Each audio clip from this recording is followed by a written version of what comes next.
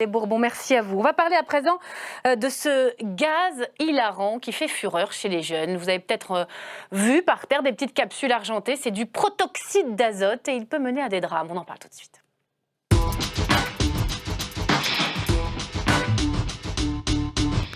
Bonsoir Valérie Six, bienvenue sur ce plateau. Vous êtes députée UDI du Nord et c'est vous qui défendez cette proposition de loi pour interdire la vente de ce gaz hilarant aux mineurs. Bonsoir Nicolas Pris, bienvenue. Bonsoir. Vous êtes médecin, président de la mission interministérielle de lutte contre les drogues et les conduites addictives. De quoi parle-t-on avant de vous laisser la parole? Comment ce gaz est-il utilisé? Est-il dangereux?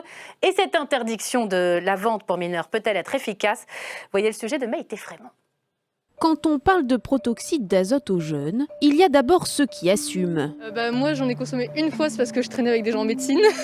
Du coup oui, c'était une fois et c'était un ami à moi qui est en médecine qui en avait apporté à une soirée. Ceux qui n'en ont jamais pris.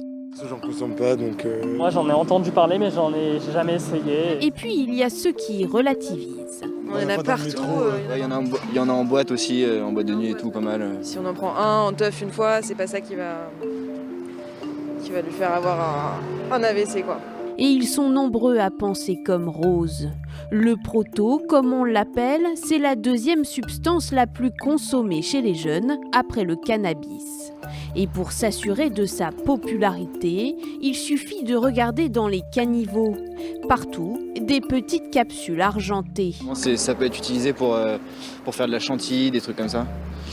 Et voilà, du coup c'est jeté en grande surface, en vente libre quoi, enfin normal. À l'origine, ces petites cartouches bon marché, 1 € pièce, servent à alimenter des siphons de cuisine. Et c'est bien ça le souci, ce n'est pas considéré comme un stupéfiant.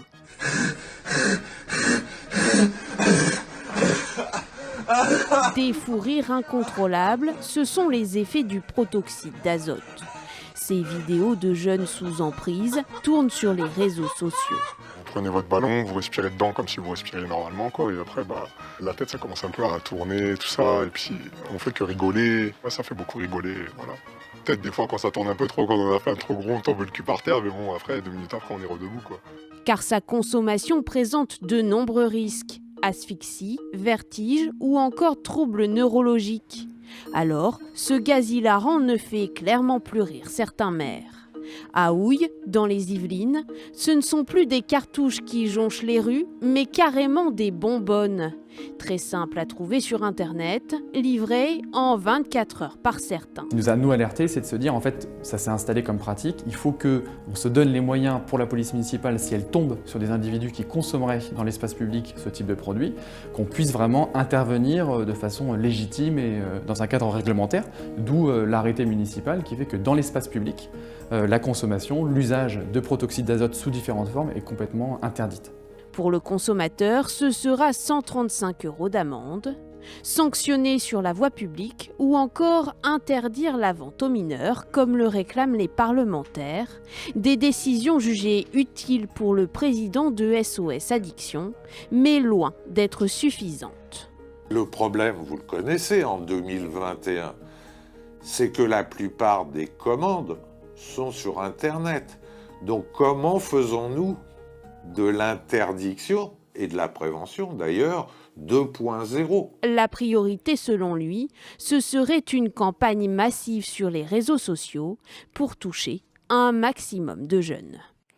Nicolas Pris, je vais commencer avec vous. Personnellement, j'ai découvert l'existence de ce proto. Comme on dit, ça fait longtemps qu'il est utilisé. Oui, ça fait plusieurs dizaines d'années. Dizaines d'années?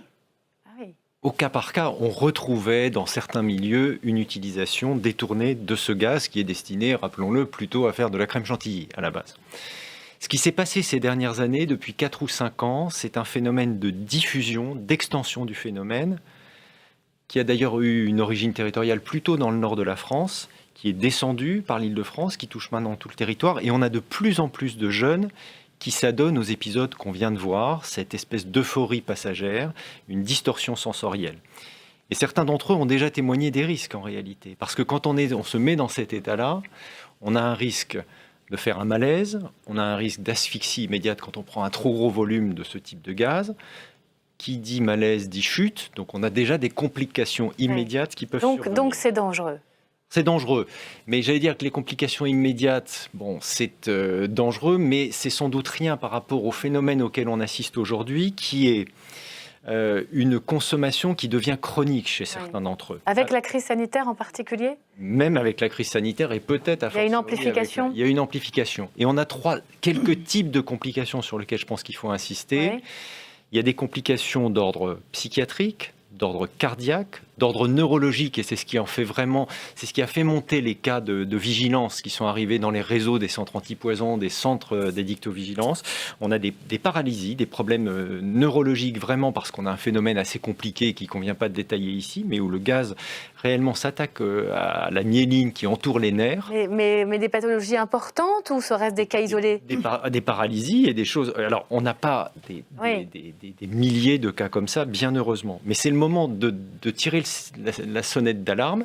Et puis j'ajoute, parce qu'en tant que président de la mission interministérielle de lutte contre les drogues et les conduites addictives, on a des jeunes qui rentrent véritablement dans des phénomènes de dépendance. Donc il y a une addiction, il y a une dépendance avec ce gaz. On peut avoir ça. On a des exemples, Madame la députée le sait très bien, avec des consommations de l'ordre de 400 petites capsules de cette nature chaque jour, ce qui est considérable. Valérie Six, vous avez apporté cette capsule pour la montrer. Vous ne connaissiez pas, donc je vous montre ce que c'est qu'une cartouche de protoxyde d'azote. Qu'est-ce qui vous a amené sur ce sujet ? Je suis députée du Nord, donc élue de terrain. On voyait les sols de nos communes, de nos caniveaux qui étaient jonchés de cartouches de protoxyde d'azote. Les maires ont fait des arrêtés municipaux, mais qui déterminaient sur un périmètre une interdiction de vente ou d'un usage détourné du protoxyde d'azote. Mais ils étaient un peu désarmés devant l'ampleur du phénomène. Oui, parce qu'il y a beaucoup de communes, justement, dans lesquelles la vente directe aux mineurs est déjà interdite par arrêté. Mais il fallait aller plus loin, c'est ça ? Oui, et puis ça s'est fait sur certaines communes, mais vous pouvez pas, je veux dire, vous allez interdire un périmètre, il suffit d'aller dans la ville d'à côté, donc vous n'allez pas résoudre le problème. Et donc, c'est Valérie Létard, qui est sénatrice du Nord, qui avait donc été alertée par les maires, qui a d'abord étudié le sujet et fait une proposition de loi qui a été adoptée à l'unanimité au Sénat. Cette proposition de loi, moi je suis députée depuis 6 mois, je l'ai reprise pour que nous puissions à l'Assemblée avoir le débat dans la représentation nationale, afin d'enrichir, parce que depuis sa loi a été adoptée en décembre 2019, on avait donc déjà on sentait que ça arrivait sur tout le territoire français, qu'on commençait à avoir des conduites addictives importantes, des effets, on voyait des cas graves. On a des études, on a des chiffres, on sait... Alors ça je pense que vous pouvez le demander aussi à mon collègue, mais on a... Sur une tranche d'âge, dans les cas graves, 15-25 ans, oui. Alors l'âge moyen c'est 22. Oui. Mais ça touche les mineurs parce qu'on a dans des collèges, on a été au courant de consommation importante dans des collèges. Là, j'ai eu un entretien récemment dans une ville où c'est un jeune de 12 ans qui a une paralysie des membres inférieurs. Donc, ça coûte combien cette petite capsule ? Ça coûte rien du tout. Ça coûte, vous êtes sur 1 euro la cartouche, même pas la cartouche, la boîte, ça se vend par 10-20 cartouches. L'usage, en fait, c'est avec un siphon, c'est de faire de la chantilly. Sauf que là, l'usage détourné, c'est de prendre un cracker pour ouvrir la cartouche et sortir le gaz que l'on inhale. Et cette inhalation a des effets nocifs. Voilà. Alors, la proposition de loi, on va venir sur la mesure. Vous allez nous dire, au fond, en quoi elle peut être véritablement efficace. Vous avez entendu les dictologues dans le sujet. Comment on fait pour...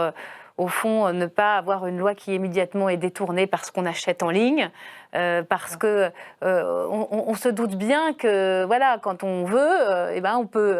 Qu'est-ce qui va faire qu'elle est efficace, cette loi ? Cette loi, tout d'abord, il faut expliquer, informer de la dangerosité de ce produit, de ce mésusage du produit, parce qu'en fait, c'est pas l'utilisation pour faire de la chantilly le problème, c'est justement l'usage détourné.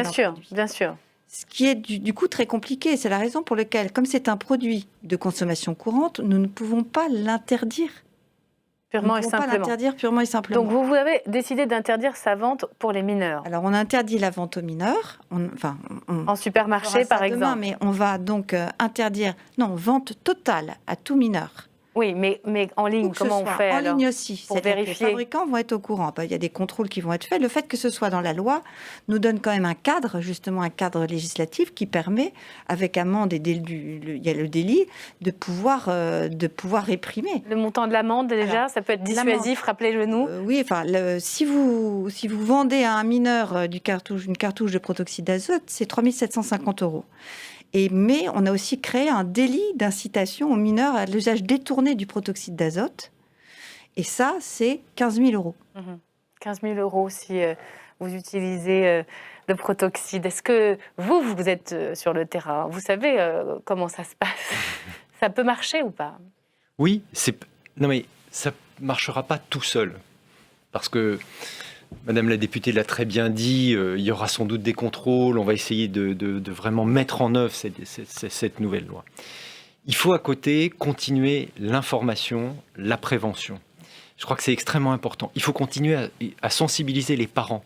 Ils ont un rôle à jouer et peut-être que jusqu'à présent, ce produit était tellement banal à partir du moment où il était dans les cuisines qu'on ne s'est pas douté suffisamment que c'était probablement un produit dangereux.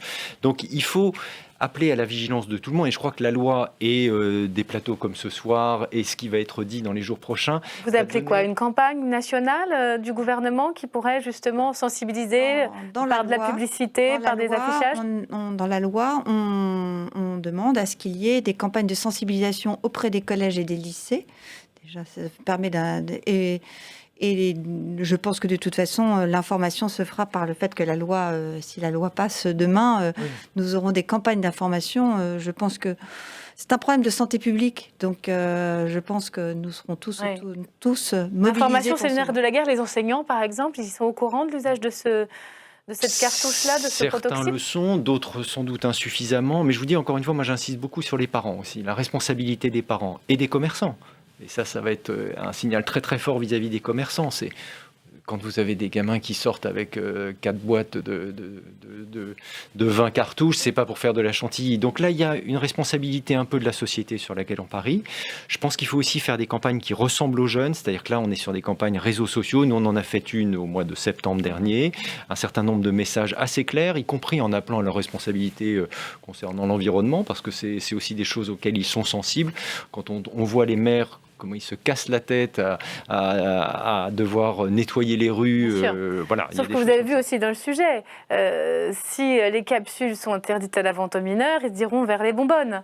Non, parce que justement, dans la loi, nous interdisons les autres contenants qui ne sont pas à usage alimentaire, c'est-à-dire les bonbonnes, les crackers, seront interdits à la vente. Oui, mais s'ils arrivent par correspondance via certaines plateformes Internet. Oui, enfin, c'est tout type de commerce. Donc, vous savez, lors des auditions, quand on a préparé cette proposition de loi, les fabricants de protoxyde d'azote, enfin de ces cartouches, sont les premiers à vouloir réglementer pour pouvoir continuer à vendre pour l'usage culinaire leurs produits. Donc, voilà. Et on met aussi dans l'information, on met un pictogramme pour informer de la dangerosité de l'inhalation de ce produit.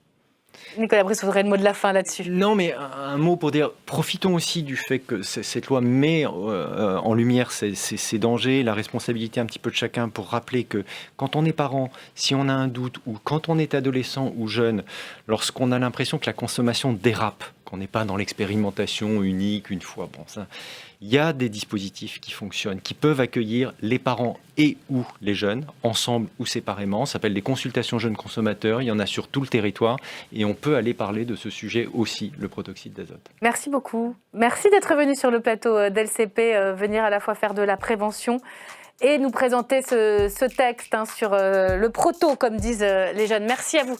C'est la fin de cette émission. Restez sur LCP, bien sûr. C'est votre soirée documentaire qui commence avec Jean-Pierre Gracien. À demain.